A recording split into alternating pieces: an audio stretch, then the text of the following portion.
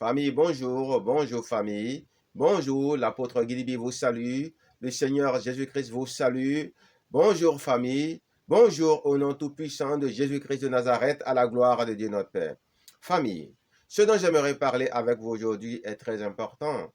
Toute parole de Dieu est très importante dans tous les cas. Mais ce dont j'aimerais parler avec vous aujourd'hui, c'est du comportement des chrétiens qui les empêche de croire aux serviteurs de Dieu. C'est-à-dire, nous avons une forme de méchanceté en nous qui fait que finalement, nous nous cachons derrière la foi en Jésus-Christ de Nazareth pour refuser de croire aux serviteurs de Dieu. Pourtant, bien aimé dans le Seigneur, dans 2 Chroniques 20, je crois bien, 2 Chroniques 20, il est clairement dit de croire en Dieu et de croire aussi aux serviteurs de Dieu. Pourquoi? Parce que la foi en chacun des deux a une fonction particulière. La fonction, la foi en Dieu, bien sûr. Croyez en Dieu et vous serez affermis. Croyez en Dieu, vous serez assurés, rassurés. Croyez en Dieu, vous serez protégés. Croyez en Dieu et vous ne craindrez rien ni personne. Croyez en Dieu et vous aurez l'assurance de votre salut. Croyez en Dieu, croyez en Jésus-Christ de Nazareth et croyez aussi dans les serviteurs de Dieu, bien-aimés dans le Seigneur. Mais ce dont j'aimerais parler, la foi en Dieu ne pose pas de problème aux chrétiens. Les chrétiens n'ont aucun problème avec le fait de croire en Dieu le Père éternel et aussi le fait de croire dans le Seigneur Jésus-Christ de Nazareth. Mais le vrai problème réside dans la foi, dans les serviteurs de Dieu. Et ici, entendons parfois la confiance. Une ferme assurance, une ferme confiance dans les enseignements, dans les conseils que donnent les serviteurs de Dieu. Et c'est de ça que je veux parler aujourd'hui, bien-aimés. Vous voyez, le monde spirituel est fait de telle façon que les chrétiens, surtout je parle des chrétiens francophones, parce que les chrétiens anglophones, eux, ils ont compris la chose. Et c'est pourquoi ils sont bénis, c'est pourquoi ils prospèrent. Mais je ne sais pas la malédiction qu'il y a dans la francophonie, de telle façon que tous les francophones ont un gros problème avec la confiance. Et cette confiance-là, elle rejaillit dans le corps de Christ. C'est comme une forme de malédiction qu'on apporte, qu'on introduit dans le corps de Christ et qui cause de nombreux dégâts. Vous voyez? Les chrétiens francophones n'ont pas du tout confiance en leur pasteur, n'ont pas du tout confiance dans les saints ministères. Tu vas voir un chrétien francophone aujourd'hui, tu lui parles en tant que serviteur, il va dire, moi je crois en Jésus. Moi je parle, Dieu me répond, Dieu m'enseigne, Dieu me fait ci, Dieu me fait ça. Si tu lui demandes de faire quelque chose qui est dans son intérêt, je vais mettre ça en prière, je vais demander, comme s'il recevait de Dieu, comme si Dieu lui avait jamais parlé. Je vais mettre ça en prière, je vais mettre ça en prière. C'est ta vie que tu entends d'hypothéquer comme ça, sans le savoir. C'est ton succès que tu entends d'hypothéquer. C'est ton devenir que tu entends d'hypothéquer. Je ne parle pas de ton salut. Ton salut, il a un lien avec la confiance dans Dieu le Père et la confiance dans le Seigneur Jésus-Christ de Nazareth. Mais je parle de ton bien-être sur la terre. C'est lui que tu es en train d'hypothéquer comme ça. Vous voyez? Et c'est pourquoi les chrétiens francophones surtout ont beaucoup de problèmes. Même si je m'adresse en général à tous les chrétiens. Vous devez apprendre à faire confiance aux serviteurs de Dieu. Parce que dans 2 Chroniques 20, il est clairement dit par Josaphat, qui fut un roi de Juda, quelqu'un qui avait une grande connaissance des choses de Dieu et une foi en Dieu, qui a débarrassé Israël et Juda de l'idolâtrie et qui dit, croyez, parce qu'il est aussi fils de prophète, croyez dans les serviteurs de Dieu, les ministres de Dieu, les servants de Dieu. Pourquoi? Parce que le monde spirituel est fait de telle façon que quand tu n'as pas de leader spirituel, quand tu n'as pas de maître spirituel pour organiser ta vie spirituelle et ta vie matérielle, qu'est-ce qui se passe? Il y a les démons qui prennent la place du maître spirituel que tu devais avoir, que Dieu a choisi pour toi, que tu as rejeté, en qui tu n'as pas confiance. Pourquoi? Parce que la nature a horreur du vide. Même la nature spirituelle aussi a horreur du vide. Quand tu n'as pas de maître spirituel, tu n'as pas de leader spirituel pour te dominer, tu n'as pas de pasteur, de ministre de Dieu, de serviteur, servant de Dieu pour coordonner ta vie, les démons prennent leur place et saluent les dégâts. salue les dégâts. Bien-aimés dans le Seigneur, salue les dégâts. Donc, il est clairement dit, croyez dans les serviteurs de Dieu et vous réussirez. Croyez dans les serviteurs de Dieu et vous prospérerez. Vous voyez que la prospérité à tous égards a un lien direct avec les enseignements, les conseils spirituels que donnent les serviteurs de Dieu. Ça signifie simplement que les serviteurs de Dieu ont des onctions particulières pour aider les enfants de Dieu dans leur vie de tous les jours, à travers les enseignements, les prières, les délivrances, les conseils spirituels, pour leur donner de réussir leur vie et leur vie spirituelle. Pour leur donner de réussir dans la vie et dans leur vie spirituelle. Vous voyez? Mais quand vous ne faites pas confiance à quelqu'un, comment vous pouvez prendre au sérieux les conseils que la personne vous donne? Quand vous ne faites pas confiance à quelqu'un, comment vous pouvez prendre au sérieux les recommandations de la personne? Quand vous ne faites pas confiance à quelqu'un, comment vous n'allez pas être comme des balles emportées par tout vent de doctrine? Vous voyez? Et c'est là le vrai problème des chrétiens. Beaucoup sont coordonnés, beaucoup sont manipulés par les démons. Pourquoi? Parce qu'ils ont renoncé à leur maître spirituel. On ne vous force pas pour vous donner des maîtres spirituels chrétiens. On ne vous force pas pour vous donner des pasteurs, des leaders spirituels chrétiens. On vous demande vous-même de regarder parmi tous les pasteurs avec grand P que Dieu a établi, c'est-à-dire les ministres de Dieu, les serviteurs, servants de Dieu, que Dieu a donné en désordre, que Dieu a donné avec excès, avec générosité au monde, et de choisir dedans un seul en qui vous avez confiance. C'est ce qu'on vous demande. Un seul en qui vous avez confiance, en qui vous devez avoir confiance. Vous n'avez pas le choix. Parce que quand Dieu a dit malheur à celui qui place sa confiance en l'homme, il a dit faites confiance à mes serviteurs, faites confiance à mes prophètes, croyez à mes prophètes. Donc croyez à mes ministres, croyez à mes serviteurs. Si on veut paraphraser ça. Vous n'avez pas d'autre choix que de croire, de prendre des risques, si vous appelez ça prendre des risques. Pourquoi? Parce que Dieu lui-même prend des risques pour établir des ministres imparfaits à la tête de ces brebis.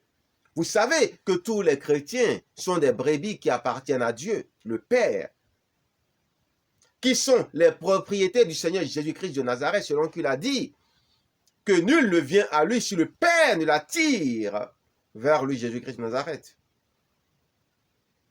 Mais, en même temps dedans, vous voyez que étant des bergers imparfaits, Dieu nous choisit quand même, Dieu nous établit quand même et nous confie ces brebis, ce qu'il a de plus précieux, parce que les brebis de l'Éternel sont les prunelles des yeux de l'Éternel. Mais Dieu prend le risque. Pourquoi pas vous? Dieu ne fait pas confiance en tous les hommes, mais il prend le risque de faire confiance à certaines personnes qu'il établit pour être ses ministres, ses serviteurs, ses servantes. Et vous aussi, vous n'avez pas le choix.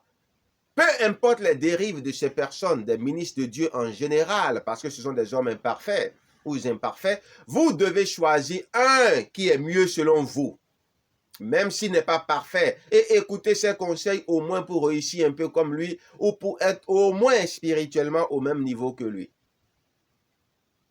Vous n'avez pas le choix, c'est comme ça. Et quand vous voyez que votre expérience s'est mal passée avec un, choisissez un autre. C'est pas compliqué. Et faites-lui confiance, peu importe vos blessures. Mais ne dites pas, je ne fais plus confiance à un pasteur, alors que c'est Dieu qui établit les pasteurs pour être pour vous une bénédiction. Mais comment pouvez-vous être béni quand vous refusez de faire confiance dans les serviteurs de Dieu? Faites attention. Peu importe vos expériences du passé, peu importe les blessures que des pasteurs, c'est-à-dire des bergers qui s'engraissent sur le dos des brebis, vous ont fait subir, vous n'avez pas d'autre choix que de faire confiance et encore, de choisir jusqu'à ce que vous trouviez le bon pasteur avec grand P. C'est de cela que dépend votre équilibre, votre bien-être dans tous les sens du terme. Croyez dans les serviteurs de Dieu et vous serez dans le succès, vous serez prospère, vous prospérerez. Vous voyez, bien-aimés dans le Seigneur. Donc, les conseils, l'expérience pastorale est très importante et doit être partagée avec les fidèles, les brebis du Seigneur. C'est très important. Mais si vous ne faites pas confiance au pasteur, comment voulez-vous qu'il vous ouvre son cœur pour vous bénir? Comment voulez-vous qu'il vous ouvre son cœur pour vous enseigner des secrets spirituels? Comment voulez-vous? Parce que ce sont des choses qui se ressentent. Ils vont vous laisser livrer à vous-même et les démons vont vous bouffer. Les démons vont vous bouffer, vous n'avez pas le choix. Vous devez faire confiance à un au moins. Peu importe, comme un homme vous blesse, mais vous ne vous dites pas, je ne vais plus sortir avec les hommes. C'est comme quand on veut faire aussi des enfants. À l'hôpital, c'est chaud pour les femmes qui ont déjà fait des enfants. Il y en a même qui disent, ça c'est fini, c'est la dernière fois. Comme l'oiseau qui mange du piment. Et quand il veut déféquer, il commence par dire, je ne mangerai plus jamais du piment. C'est fini ça. Je ne mangerai plus jamais du piment. Je ne mangerai plus jamais du piment. Avec ce qui m'arrive. C'est comme ça que les gens interprètent ces cris. Mais dès qu'il finit de chier, il dit, mais si je ne mange pas du piment, qu'est-ce que je vais manger? Comme la femme qui, dès qu'elle finit d'accoucher, elle dit, mais si je n'accouche pas, qu'est-ce que je vais faire? Si je ne reste pas dans le mariage, je vais faire quoi? C'est pareil aussi pour nous.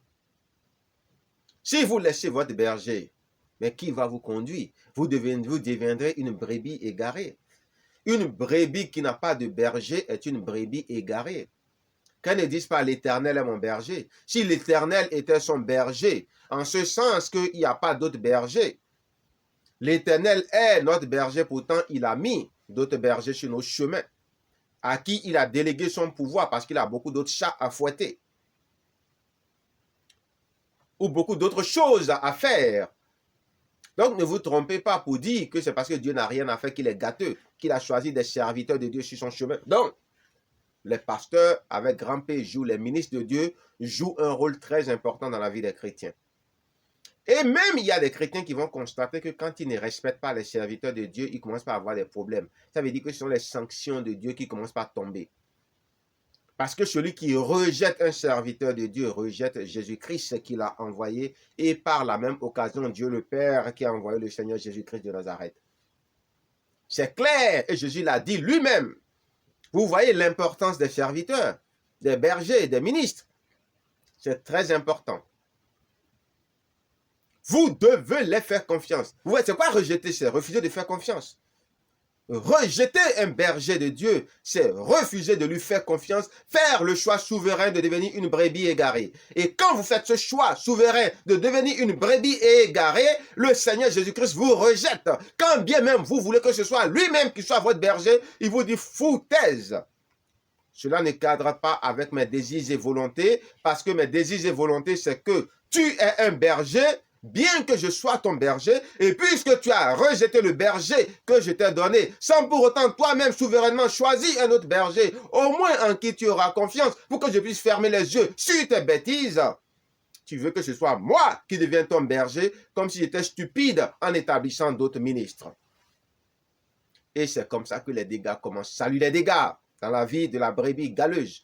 Une brebis qui n'est pas protégée par le berger, qu'est-ce qui se passe? Elle est à la portée des loups ravisseurs, déguisés en agneaux, et des mercenaires qui peuvent la bouffer. C'est-à-dire Satan, le premier des mercenaires. Vous voyez? Oui, on entend des gens dire, oui, les pasteurs, ils se servent de ça pour dire de faire confiance, c'est-à-dire aux bergers, aux pasteurs, pour être rassurés, peu importe ce qu'ils font. Oui, peu importe ce qu'ils font, parce que vous êtes qui pour les juger?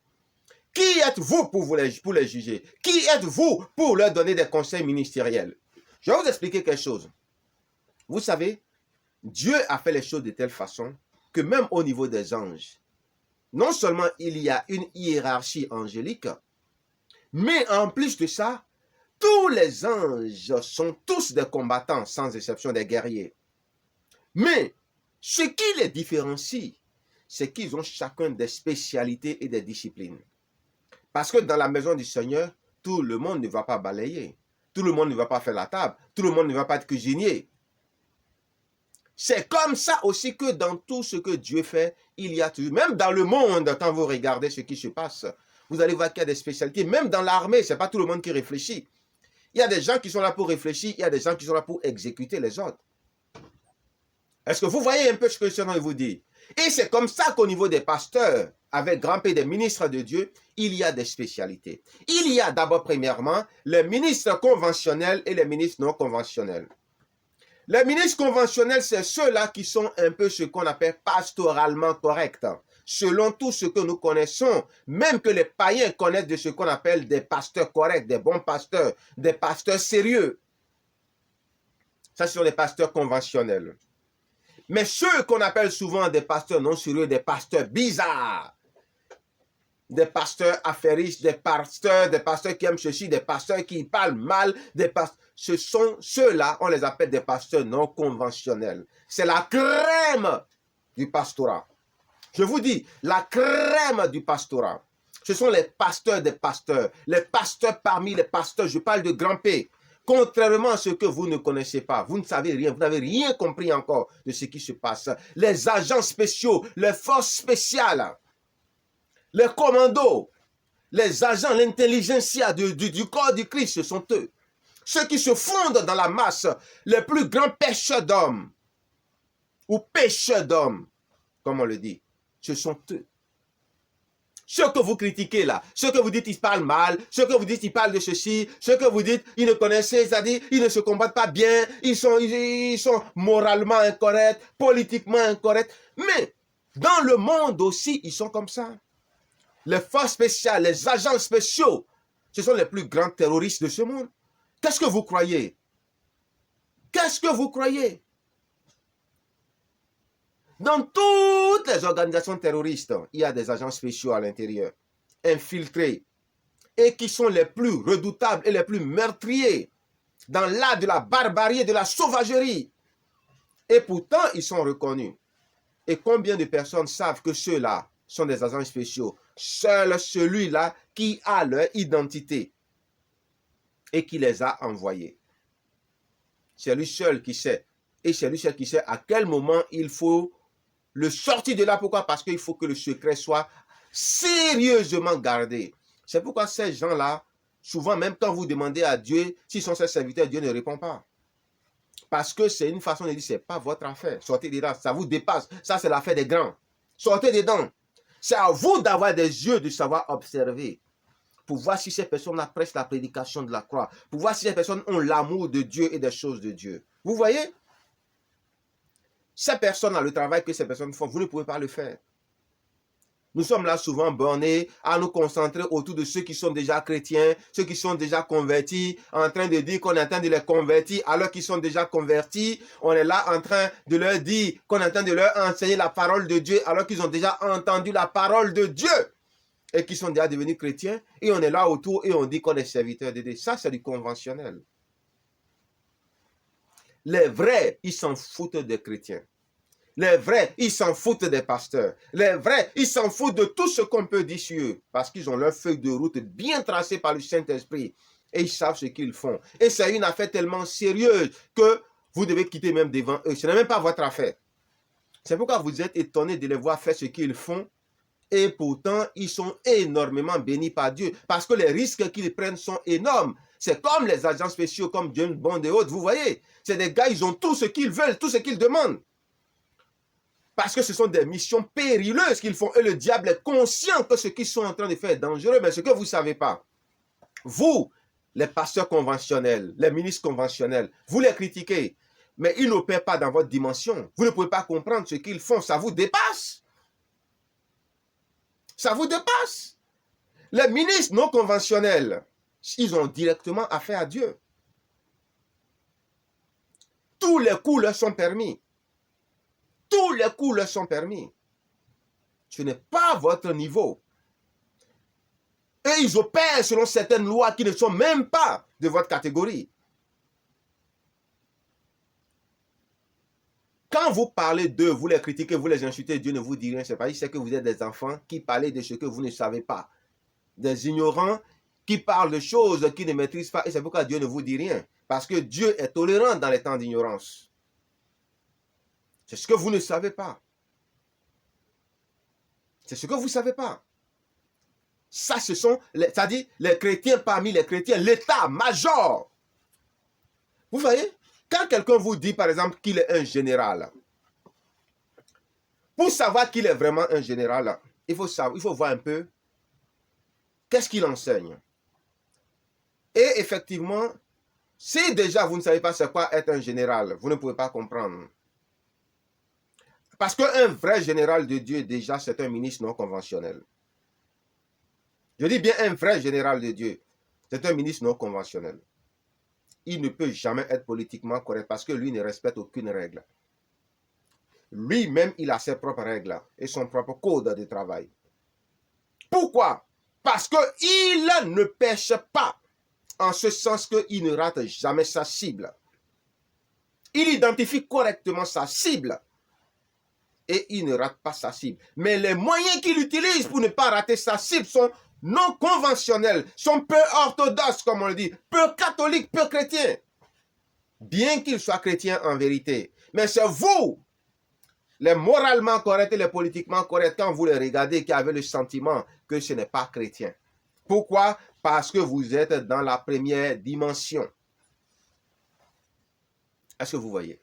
Et ce sont des personnes qui parlent de tout et de rien. Ce sont des personnes qui n'ont aucune pudeur. Ce sont des personnes qui parlent de tout et de rien comme jamais personne n'en parle. Mais ils ont leur propre style. Un peu comme Jésus-Christ avait son propre style, à la manière où même aucun juif n'avait parlé comme lui avant lui. Et les généraux, ils sont compétents dans tous les domaines. Je dis bien compétents dans tous les domaines. Il n'y a pas cette affaire-là de quoi vous allez parler avec eux, ils n'auront pas de réponse. Mais ils vont vous donner la réponse à leur manière et selon leur méthode. Et vous allez souvent dire, ce ne sont pas des chrétiens, ce sont des aventuriers, ce sont des ceux-ci, ce sont des ceux-là. Compétents partout. Mais quand vous allez arriver sur des cas sérieux et que vous allez les voir, vous allez dire, mais c'est bizarre ça. Celui-là, pourtant quand on le regarde, à tel endroit, il est différent, comme si c'est deux personnes différentes. Oui, c'est normal. Ça, c'est la marque caractéristique des généraux, ça. C'est leur marque caractéristique. Ils sont compétents partout, dans tous les domaines, tous les sujets. Mais c'est des gens qui se préoccupent plus des païens, des non-convertis, et qui se préoccupent plus du bien-être des chrétiens et non du salut. Pourquoi? Parce que le salut, là, c'est que quand ils sont en train de parler, il n'y a rien à faire. Il y aura forcément une allusion à ça vite fait. Et ils vont maintenant se concentrer sur le bien-être des gens. Et ils ne se concentrent pas trop sur ceux qui ont été déjà gagnés à Christ. Pour ceux qui sont déjà gagnés à Christ, ils leur montrent comment faire pour être heureux et profiter de la joie en Christ. Et puis les païens, ils parlent leur langage comme Paul faisait. Ils parlent leur langage. Donc quand même vous les regardez, vous allez dire ceux-là, c'est des païens. Mais ce ne sont pas des païens. Ils connaissent la Bible par cœur. Ils ne sont pas là juste pour réciter la Bible. Mais ils sont là pour vous donner c'est-à-dire l'essence, l'esprit de la Bible en réalité. L'esprit de chaque enseignement de la Bible. Et ils ont une fidélité à toute épreuve à Dieu. Vous savez, ce que vous ne savez pas, c'est que l'alliance entre chacun de ses serviteurs avec Dieu est particulière. Un peu comme le Saint-Esprit a donné au Seigneur Jésus son ordre de mission quand il est arrivé et il n'a fait que ce que le Saint-Esprit lui a demandé de faire. Et les gens se demandent, mais pourquoi le Seigneur Jésus ne parlait pas aussi grossièrement? Pourquoi le Seigneur Jésus-Christ ne disait pas ceci, n'a pas fait ceci, n'a pas fait ça, n'a pas parlé par exemple de la prospérité? Mais ça ne faisait pas partie de son ordre de mission. C'est aussi simple que ça. Dans son ordre de mission, il n'a pas été dit qu'il allait venir nous parler de la prospérité. Il était venu pour le salut de l'humanité. Mais nous, on ne nous a pas établis pour venir sauver l'humanité. On nous a établis pour venir parler de certaines choses. Moi, je connais des serviteurs de Dieu à qui Dieu a enseigné les affaires. Pourtant, ce sont des prophètes. Dieu leur a donné le sens des affaires. Parce que c'est ça leur spécialité. Mais comme tout le monde, ils prêchent l'évangile. Parce que Dieu sait que ses enfants ont besoin de ces choses. Quand tu es serviteur de Dieu, tu peux travailler pour toi-même et travailler pour Dieu. Ce n'est pas opposé aux affaires. Je ne dis pas que les serviteurs de Dieu, tous ceux qui font, peu importe le type ou la catégorie de serviteurs de Dieu qu'ils sont, qui ne font pas des conneries, je n'ai jamais dit ça. Parce que j'ai toujours dit ici que peu importe ce qu'on dit, il y a toujours des erreurs distillées ça et là, dans ce que nous disons. Mais maintenant, faites attention. Pour moi, la majorité de ceux qu'on traite de faux serviteurs, en réalité, sont des serviteurs non conventionnels. Je dis bien la majorité. Sont des serviteurs non conventionnels.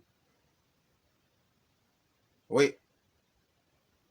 Je connais par exemple au moins 2 en Côte d'Ivoire qui, quand tu demandes à l'un, est-ce que tu as des attaches avec l'autre, il dit non. Tu demandes à l'un, tu connais peut-être tu as des attaches avec l'autre, il dit non, on s'est vu sur le plateau, mais pourtant en réalité, les 2 sont des serviteurs non conventionnels de Dieu.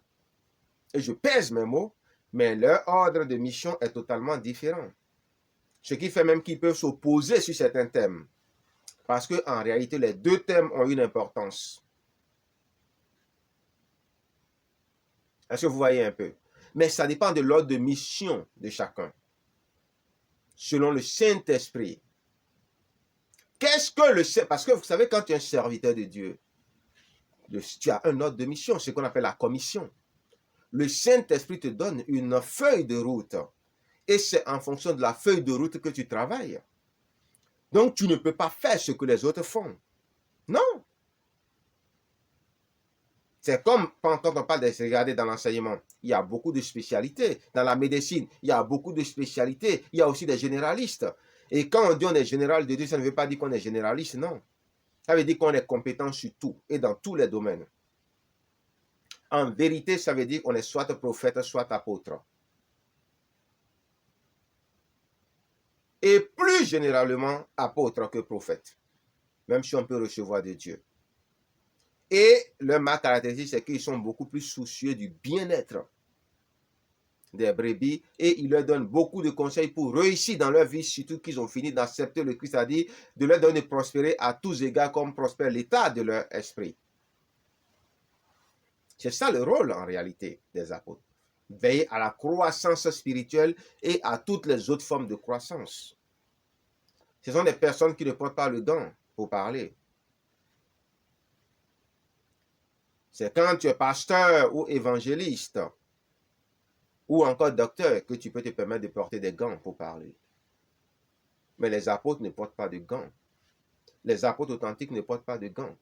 Si vous voyez un apôtre authentique porter des gants, ça veut dire que c'est un apôtre qui n'a pas un ministère généraliste. Quand il dit généraliste ici, ou général, c'est-à-dire qui n'est pas compétent dans tous les domaines ici. C'est-à-dire spécialisé dans tous les domaines. Parce qu'on peut utiliser un mot qui peut dire autre chose. Un général de Dieu, c'est quelqu'un qui est spécialisé dans tous les domaines. Sa spécialité, c'est qu'il est compétent dans tous les domaines. Il n'est pas générique dans tous les domaines, mais il est spécialisé dans tous les domaines. C'est ça un général de Dieu.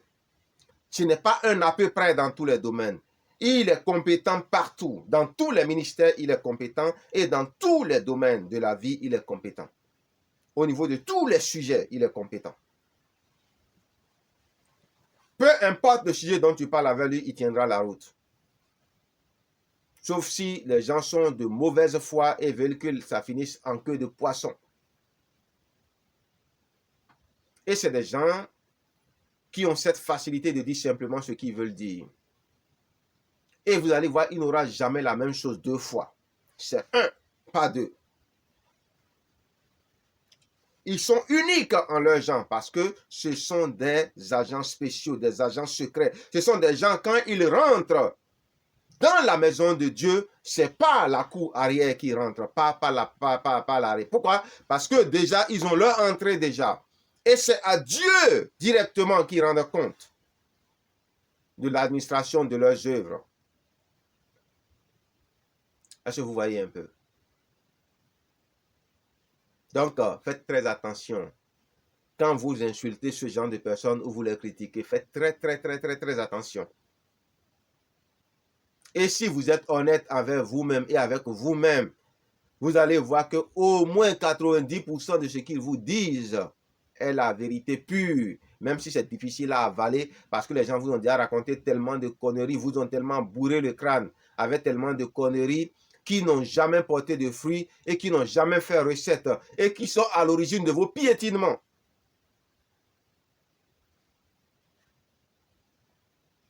Pourtant, eux, ils viennent vous faire les mathématiques de Dieu. 1 plus 1 égale 2. Quand vous allez finir de faire vos conneries que ça ne va pas marcher, essayez leur recette pour voir si ça ne va pas fonctionner.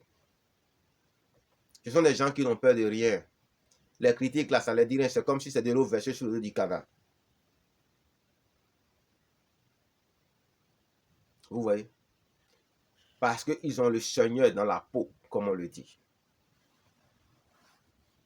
Donc, faites très attention.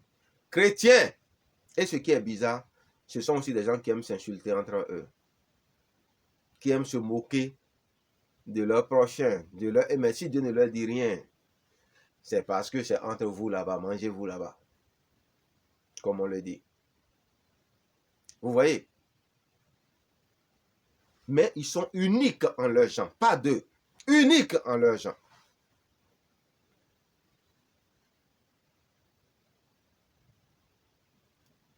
Il y en a un peu partout dans le monde. Et leur onction est tellement grande qu'il n'y a rien à faire. Peu importe où vous les cachez, vous ne pouvez pas les cacher comme on allume une lampe et on ne peut pas la cacher sous le lit, mais elle ne peut que rester sur le boisseau. C'est-à-dire bien mise comme un flambeau pour éclairer. On ne peut pas cacher leur lumière, c'est impossible. On ne peut pas cacher leur lumière. Ce sont des personnes qui sont aussi beaucoup attaquées, même par les pouvoirs publics. Pourquoi? Parce qu'au moment où les chrétiens sont en train de les attaquer, de les insulter, de les critiquer, ce que vous ne savez pas, les gens du monde ne sont pas stupides, ils ne sont pas ignorants. Et ils ont bien compris que ces personnes-là ne sont pas aussi idiotes qu'on le croit. Et qu'elles sont même les plus dangereuses. Parce que ce qu'elles disent ont réellement pour but de donner beaucoup de pouvoir financier aux chrétiens, beaucoup de pouvoir, de prestige aux chrétiens, afin qu'ils ne puissent se laisser intimider par rien ni personne. Et c'est en cela qu'ils sont vraiment dangereux. Parce que eux, juste avec de simples enseignements, ils peuvent vous délivrer. Réellement. Vous voyez? Mais ils ont aussi le droit d'avoir des convictions propres à eux, que ne peuvent pas partager forcément leurs autres confrères. C'est tout à fait normal. Vous voyez? Jésus a dit, si ils m'ont fait ça, moi, le bois vert, ils vous le feront aussi, vous, les bois secs. Et les premiers persécutés, c'est ceux-là. Ces agents spéciaux, ces forces spéciales, ces personnes qui n'ont peur de rien, qui vont là où même des chrétiens normaux, conventionnels ne peuvent pas aller. Dans des falaises, dans des trous tellement profonds que même quand on regarde seulement, ça donne le vertige ou le tournis. Là où il y a de l'or, il y a aussi de gros serpents, de gros caïmans, de gros crocodiles, mais aussi beaucoup de poissons. Quand un homme politique s'intéresse à un homme de Dieu, vous croyez que c'est quoi? Vous croyez que c'est parce qu'il a de beaux yeux? C'est parce que l'homme politique a vu en lui quelque chose que même les chrétiens n'ont pas vu. Mais pourquoi il approche? Vous croyez que c'est pour faire ami avec lui? C'est pour le détruire en réalité. Parce que le fait seulement de l'approcher déjà peut nuire à sa réputation. Et le fait de l'approcher aussi peut être dans le but de chiffonner ses adeptes ou ses adhérents. Et ça devient un jeu de dupes auquel peu de personnes sont compétentes pour pouvoir jouer. Donc ne pensez pas que quand un homme politique va voir un serviteur de Dieu, c'est un vendu. Non, c'est faux, vous vous trompez. C'est trop sérieux. C'est trop sérieux ce qui se passe là. Et il faut être vraiment un agent très spécial pour pouvoir sortir de tout ça là sans casse. On est là. On marche. On fait semblant de ne pas trembler, mais on tremble quand on fait partie de ces agents-là. Parce que la peur est humaine. Mais vous ne voyez que ce que vous voyez du regard. Faites attention, chrétiens. Mais ce qui est important pour vous, il faut choisir un maître. Parce qu'en réalité, vous n'avez pas le droit de juger un serviteur de Dieu. Seul Dieu est compétent pour relever son serviteur quand il tombe. Vous connaissez quoi pour juger un serviteur de Dieu? Surtout quand vous êtes un chrétien ordinaire. Vous n'êtes même pas un autre pasteur. Encore qu'un autre pasteur critique un autre pasteur, on peut comprendre. On va dire c'est un pasteur avec Pépé. Mais un enfant de Dieu qui va dire à un pasteur ce qu'il a à faire, ce qu'il doit faire, vous ne voyez pas que c'est de la foutaise? C'est de la foutaise avec grand F. C'est des pratiques qu'il faut arrêter parce que ça entraîne la malédiction sur soi. Il faut arrêter ça. Arrêtez ça. Arrêtez ça au nom tout-puissant de Jésus-Christ de Nazareth. Arrêtez ça. Arrêtez ça. Combien de fois j'ai dit arrêter ça? Plusieurs fois. Vous voyez? Normalement, aucun serviteur de Dieu n'est compétent pour toucher un autre serviteur de Dieu, selon que l'Éternel a dit ne touchez pas à mes joints. Ne touchez pas à mes joints, c'est ne touchez pas à mes joints, c'est-à-dire à partir du moment où la personne est ointe. Qui que vous soyez, vous ne devez pas toucher à cette personne, peu importe ce que la personne fait.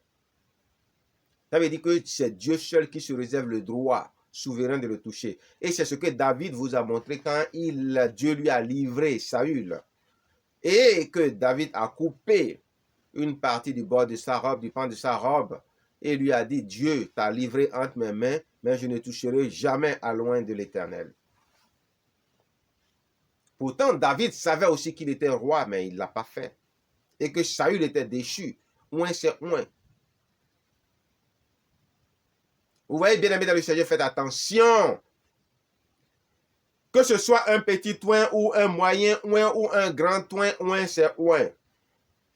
Qui que vous soyez, vous ne devez pas toucher aux joints de l'Éternel. Point bas. Que vous soyez chrétien, que vous soyez ministre de Dieu, peu importe. C'est pourquoi Paul dit, qui es-tu pour juger le serviteur d'un autre? S'il tombe, son maître va le relever. Ça avait un rapport avec ça. Peu importe ce que vous pouvez leur reprocher. Si ce sont vos pasteurs poliment, vous pouvez attirer leur attention sur des choses, leur demander est-ce que c'est bibliquement correct, tout ça là. Et peut-être c'est là que ça va attirer son attention sur des choses qu'il fait qui ne sont pas correctes et il va changer s'il veut changer. Sinon, laissez-le à Dieu. Mais vous n'êtes pas obligé de rester là. Vous pouvez aller choisir un autre serviteur de Dieu en qui vous avez confiance. Mais dans tous les cas, vous devez faire confiance à au moins un serviteur de Dieu et l'écouter correctement et mettre en pratique ses recommandations si vous voulez réussir dans la vie. Sinon, vos réussites ne seront que des réussites illusoires. Et le diable va tout siphonner quand bon lui semblera. Et comme bon lui semblera. C'est ce que vous voulez? C'est à vous de voir. C'est à vous de voir. Et je profite de l'occasion pour dire aux serviteurs de Dieu qui font du formidable boulot, mais qui le font de façon non conventionnelle parce que cela fait partie de leur route, de leur feuille de mission, que beaucoup ne comprennent pas, de ne pas se décourager, mais de faire ce qu'ils ont à faire. Et rendez-vous sur le Père Céleste pour les récompenses. De ne pas se laisser impressionner par les critiques. Et je dis aussi aux pasteurs conventionnels, ce n'est pas tout que vous pouvez comprendre. Parce qu'il y a des choses qu'il faut comprendre avant de comprendre d'autres choses. Et quand on ne comprend pas quelque chose, ce n'est pas forcément mauvais. Parce que quand on est au CM2, on comprend les choses du CM2. Quand on est en troisième, on comprend les choses de la troisième. Quand on est en terminale, on comprend les choses de la terminale. Quand on est universitaire, on comprend les choses de l'université. Et ce n'est pas un crime parce que vous ne comprenez pas ce qui se passe dans une autre dimension. Mais soyez prudents et faites l'effort au moins de parler de ce que vous savez et de rendre un témoignage de ce que vous avez vu. C'est mieux pour vous. pour éviter de récolter la tempête parce que vous avez semé du vent. Est-ce que vous comprenez ça?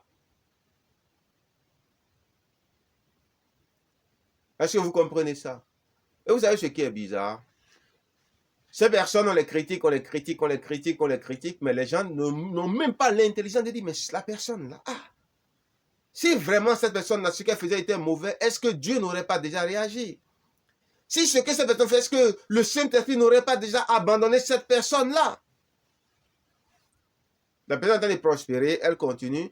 Et vous allez dire non, c'est parce que la personne est méchante. Dieu donne du temps aux méchants pour se repentir. Mais est-ce que c'est Satan qui est glorifié publiquement?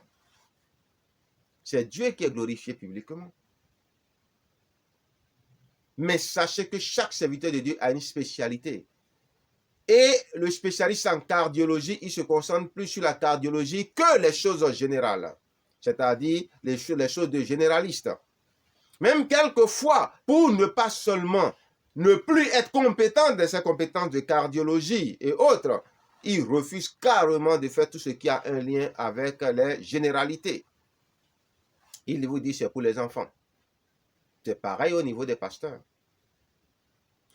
Nous ne sommes pas établis pour parler tous des mêmes choses, je suis désolé. Mais nous devons parler tous de la prédication de la croix, premièrement, et après maintenant rentrer chacun dans sa spécialité. Est-ce que vous comprenez? Mais il y a d'autres qui sont compétents pour enseigner les serviteurs de Dieu. Et aussi, ils sont compétents dans tous les domaines. Est-ce que vous voyez? Voilà.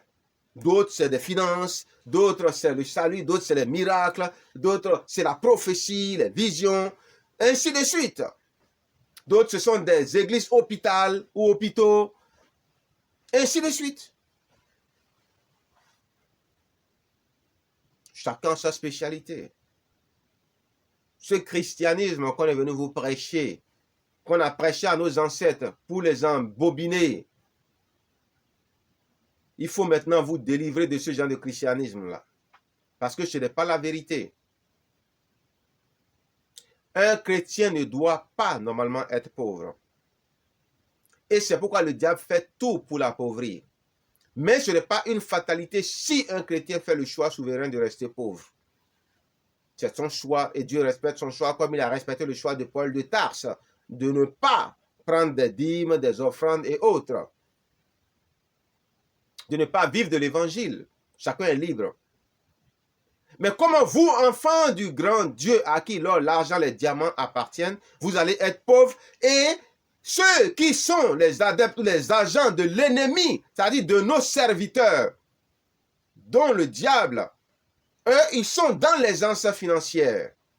Et ils nous contrôlent, ils nous commandent et ils ont tout pour pouvoir se défendre, pour faire des bêtises, pour même nous tuer comme ils veulent, comme des mouches. Et nous, on n'a même pas les moyens de prendre le moindre petit avocat.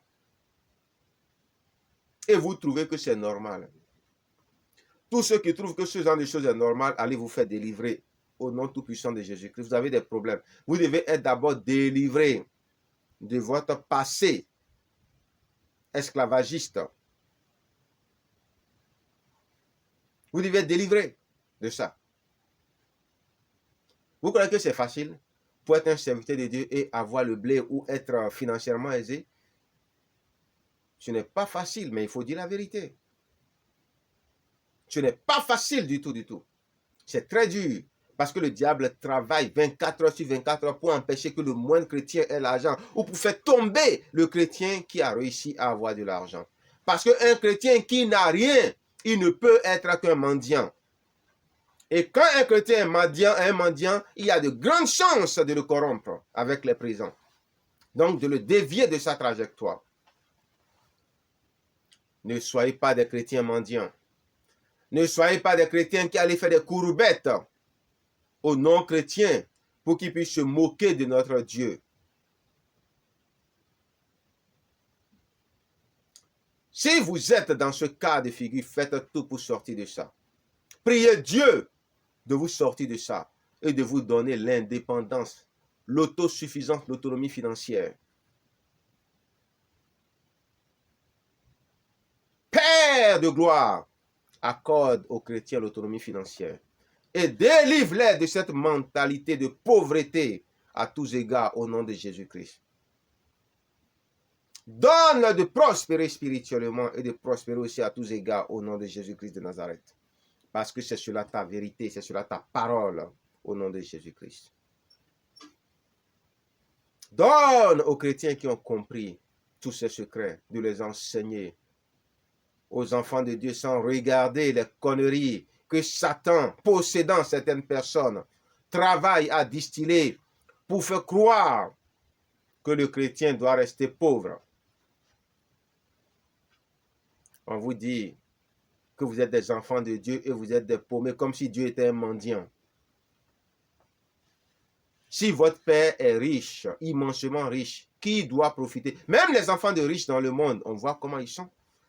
Quand on voit un enfant de riche, c'est là on sait que son papa est riche. Mais nous les chrétiens, quand on nous regarde, on dit, est-ce que vraiment l'or appartient à Dieu ou ça appartient au diable?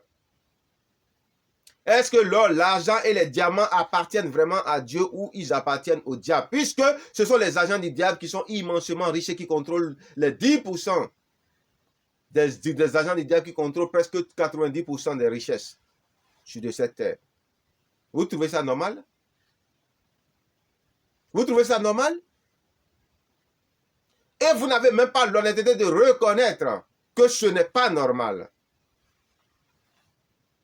Une chose, c'est de reconnaître. La deuxième chose, c'est de travailler pour arriver à ce résultat. Ce n'est pas facile. Ce n'est pas facile. Même tout en étant en train de faire la courbette, vous devez avoir des projets, des visions, des rêves et travailler dur en secret pour sortir de ça parce que ce n'est pas normal. Ce n'est pas normal.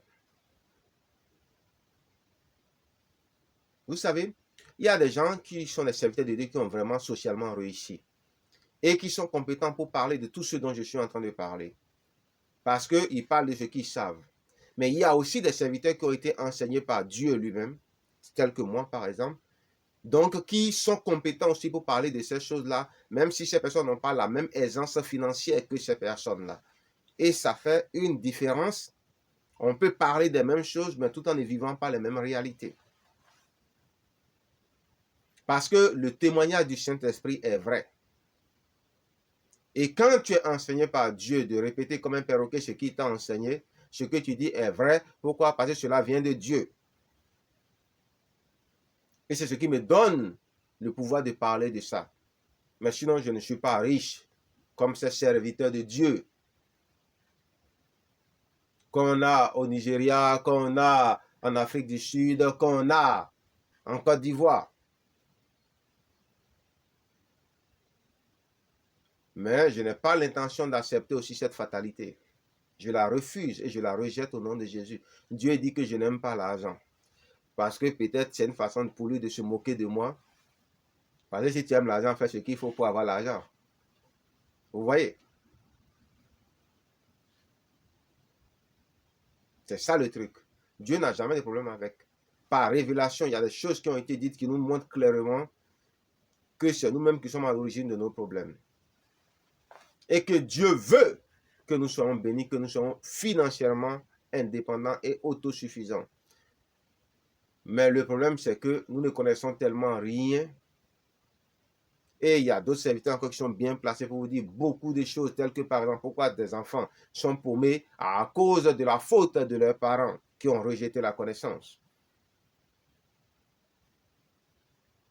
Mais moi, ce que je veux vous dire, quand vous ne comprenez pas quelque chose, il ne faut pas parler de ça, il faut sortir dedans. Parce que la Bible est complexe. Et quand vous parlez déjà de Jésus-Christ ressuscité, c'est déjà bien. Surtout quand vous êtes pasteur, évangéliste et docteur. N'allez pas dans le domaine des compétences apostoliques et prophétiques. Et quand vous êtes un prophète ou apôtre conventionnel, restez dans votre dimension. Parce que vous voyez, parmi tous les apôtres de Jésus-Christ, il y avait deux seulement qui étaient non conventionnels. Pierre et Paul. Tous les autres étaient des apôtres conventionnels.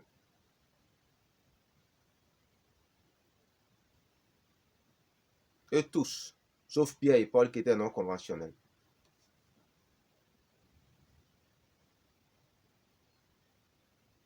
Pourtant, eux tous étaient apôtres de Jésus-Christ, parce que les spécialités n'étaient pas les mêmes.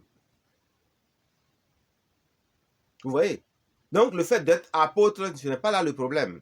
Quelle est ta spécialité? Si vous ne comprenez pas la spécialité de l'autre, il faut respecter ce que l'autre est en train de faire et vous concentrer sur votre spécialité. C'est pourquoi, au lieu de chercher à critiquer les autres, concentrez-vous sur ce que Dieu vous a donné de faire pour bien faire ce que vous avez à faire. C'est mieux que de devenir spécialiste en critique de ce que je ne comprends pas. Pour rien du tout, parce que ça n'apporte rien au final. J'espère que vous avez compris ce que j'ai en train de vous dire et que vous serez édifiés et bénis pour tout cela au nom de Jésus-Christ de Nazareth. Et que Dieu vous donne de comprendre beaucoup de choses. Il y a des faux serviteurs, certes, mais la majorité sont des vrais parce qu'il y a actuellement beaucoup de serviteurs parce que la moisson est grande. Il y a des serviteurs conventionnels, des serviteurs non conventionnels. Des serviteurs qui opèrent dans des deuxième, troisième dimensions. Et pour ça, ça demande beaucoup de connaissances pour aller dans cette dimension. Vous voyez? Il y a des gens qui ont fait des écoles théologiques pendant des années, mais quand elles sont en train de parler, elles ne parlent même pas de tout ça parce qu'elles ont compris que ça fait partie des choses de la terre. C'est-à-dire l'école du monde, l'école intellectuelle, l'école théologique, tout ça, ça fait partie des choses de la terre dont Jésus parlait. Je te parle des choses de la terre, des choses du monde et tu ne comprends pas. Mais les non-conventionnels, quand ces personnes vous parlent des choses du ciel. Ce n'est pas parce que tu parles de Dieu que tu parles des choses du ciel. Hein. Faites attention. Non. Tu peux parler des choses de Dieu et parler des choses de la terre. Réciter la Bible de A à Z et parler des choses de la terre. Puisque ce que Jésus disait à Nicodème, c'était quoi? Ézéchiel 36. Et pourtant, il disait, je te parle des choses du monde, des choses basiques, et pourtant tu ne comprends pas. Les serviteurs non conventionnels vont vous parler des choses qui vont forcément vous scandaliser. C'est pourquoi la plupart de Seigneur Jésus-Christ, chez même Paul, il dit, je vais vous parler de beaucoup de choses, mais je ne suis pas sûr que je pourrais tout supporter. Parce que nous sommes dans notre confort de fausses révélations. Il y a même une prédication que je vais vous donner sur Judas. Mais je suis en train de réfléchir pour voir même si ça, pour voir comment je vais argumenter ça, pour vous donner ça de façon à ce que ça puisse moins vous scandaliser. Vu déjà toutes les conneries qu'on raconte sur la perdition de Judas. J'ai dit, je vais vous faire la démonstration, je ne l'ai pas encore faite. Mais je vais vous la faire depuis la Genèse et remonter progressivement.